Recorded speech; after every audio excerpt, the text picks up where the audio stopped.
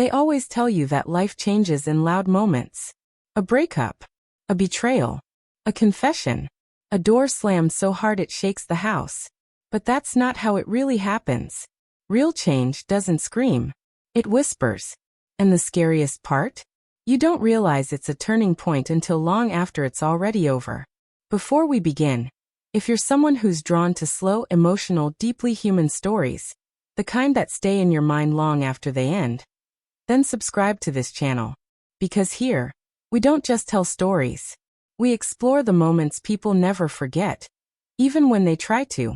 And this one still echoes in mind that it's strange how life can look perfect from the outside, while quietly falling apart on the inside. From the outside, my life was what people call successful. A stable marriage. A large home that felt impressive even when it was empty. Dinner parties where laughter bounced off expensive glasses. Carefully chosen photos posted online that made everything look warm, polished, complete. People used to say things like, "She's lucky. He worked hard to give her this life. She married well." And I used to smile at that. Not because it was true, but because correcting them felt exhausting. My husband, Daniel, was respected, focused, driven. He had ambition the way some people have oxygen. Constant, necessary, consuming. At one point, I admired that about him. At one point, I felt chosen by him. There was a time when he would reach for my hand under restaurant tables without thinking. A time when Sunday mornings meant laughter in the kitchen instead of silence across breakfast plates. A time when we talked about everything and nothing at the same time. But ambition is not loud when it destroys things. It doesn't break them. It replaces them. Slowly. Quietly. First the conversations disappear. Then the shared laughter. Then the touch. Then the attention. And finally, the awareness that anything is missing at all. What remains looks intact. But it's only structure, not connection. And I didn't notice when I became part of the furniture in my own life. Present, but unseen. Our house was large enough that silence had room to grow inside it. At night, I could hear my own footsteps too clearly. In the kitchen, I cooked meals for two. Even when one plate stayed untouched. Daniel worked late more often than he stayed home. When he was home, he wasn't really present. His mind always seemed somewhere else. Emails, calls, meetings, future plans. At first, I told myself it was temporary. At first, I believed success had a cost. But time has a way of turning temporary into normal. And normal becomes something you stop questioning. So I adjusted. I became efficient. I became quiet. I became someone who filled the space instead of questioning it. I cooked.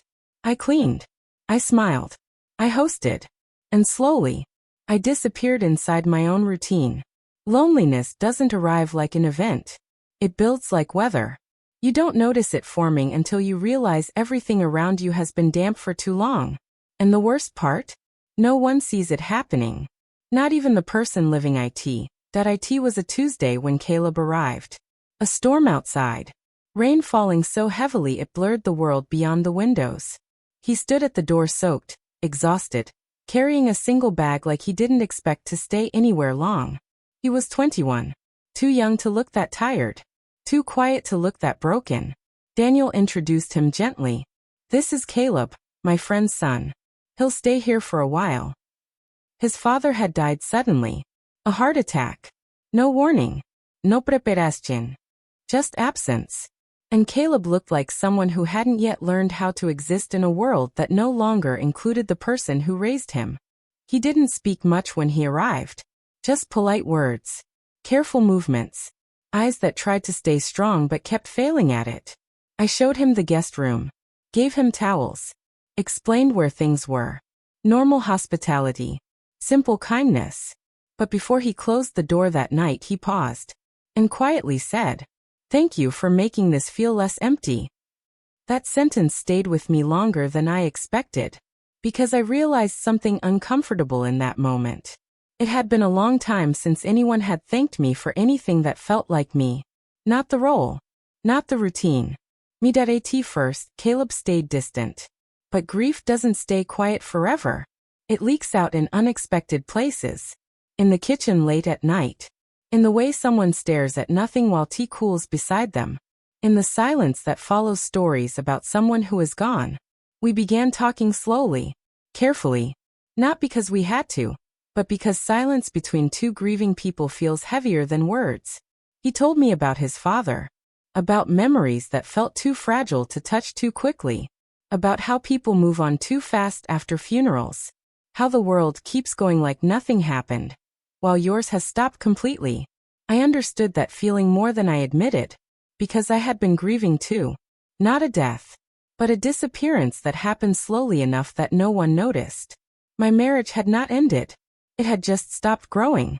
One evening, he said something while I was cooking. "You make this place feel warm." It wasn't a compliment meant to impress. It was an observation. But it landed somewhere deeper than that. Because I hadn't realized how long it had been since I made anything feel warm for anyone. Not even myself. Daniel didn't notice the change. Or maybe he didn't have space in his mind to notice anything outside his work. Caleb began staying in the kitchen while I cooked. Not intruding. Just present. Watching. Listening. Existing in the same space without pressure. And presence, after long absence, feels like oxygen. We told ourselves a simple story. He is grieving. I am helping. This is normal. This is harmless. This is temporary. But loneliness has a dangerous side effect. It makes basic human attention feel like something more than it is. A look becomes meaningful. A conversation becomes emotional. Silence becomes intimacy. Not because anything inappropriate happens, but because nothing has felt real for so long that even normality feels intense. And I started noticing something I hadn't felt in years. Being seen. Not as a wife performing a role. Not as a background presence in someone else's life. But as a person. And that changes something inside you if you've gone too long without it.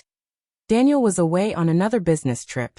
The house felt even larger in his absence. Even quieter. Even emptier. Caleb suggested watching a movie. Something simple. We sat on opposite ends of the couch at first. Careful distance. Respectful silence. But halfway through the film, a scene appeared. Something about loss, about a son and his father. And I felt the shift before I saw it. His breathing changed. His posture broke slightly. Not dramatic. Just human. Without thinking, I reached out and placed my hand over his. It wasn't planned. It wasn't intentional. It was instinct. And he held it. Not immediately, but firmly. Like letting go would mean falling again. And in that moment something changed. Not love. Not desire. Something more dangerous. Recognition. Two people realizing they are both drowning in different ways. And noticing each other for the first time. Then he said it. Softly. Carefully. "If I told you what I really wanted, would you say yes?" The room didn't go silent. It collapsed into silence. I should have stepped away. I should have said no. I should have created distance. But silence has weight. And in that moment, I didn't move. Neither did he. And that was the moment everything became irreversible.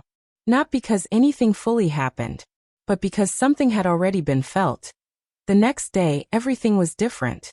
He avoided me. I avoided him. We both acted like nothing had happened. Because that's what people do when reality becomes too uncomfortable to name. But silence after truth is never neutral.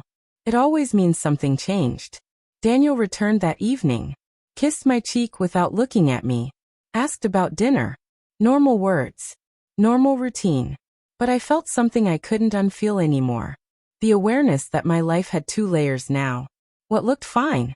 And what actually was. Caleb left the kitchen earlier each day after that. Stopped lingering.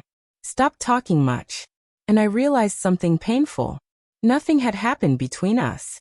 But everything had changed anyway. Weeks passed. Distance grew. And then one afternoon he stood at the doorway. Different. Calmer. More certain. "I'm leaving," he said. "I can't stay here. Not like this." I asked him why. And he said something I never forgot. "Because I don't want to become something that hurts you." That was the moment I understood. This was never love. It was loneliness recognizing loneliness. Two broken places trying to feel less broken by being near each other. Before he left, he said quietly, "You deserve to be loved without hiding." And then he was gone. That night, something changed between Daniel and me. Not dramatically, not loudly, but honestly. For the first time in years, I told him the truth. I feel lonely. I feel invisible. I miss you. And he didn't interrupt. Didn't defend. Didn't dismiss. He listened. Really listened.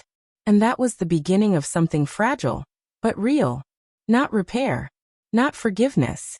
Just honesty. And honesty is where everything begins again. Caleb moved on.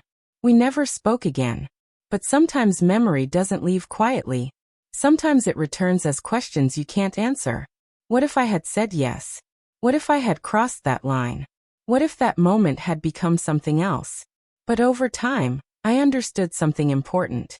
It was never about love. It was about emptiness.